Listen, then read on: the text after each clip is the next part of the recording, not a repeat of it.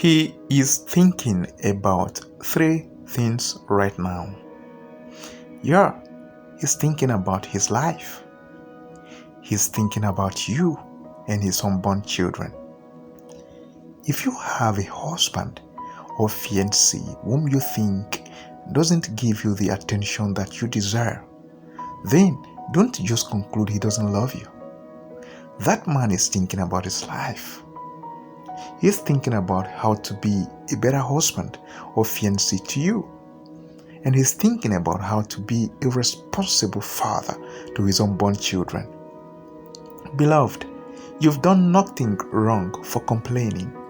Yeah, you are only seeking his attention because you love him and you want him around you all the time. But believe me, that man may not be cheating on you as you think. He may be out there trying so hard just to be able to prove his love to you both in word and in deed. He wants to be able to support you with material things when you need one. He also doesn't want you disappointed anytime you ask him for a help.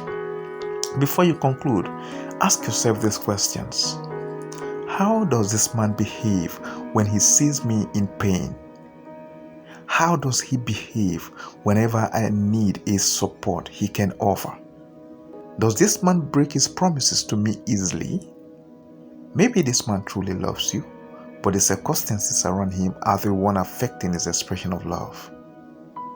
Responsible men are ashamed of showing how much they love you only in words, when they can't even provide for you when you're in need.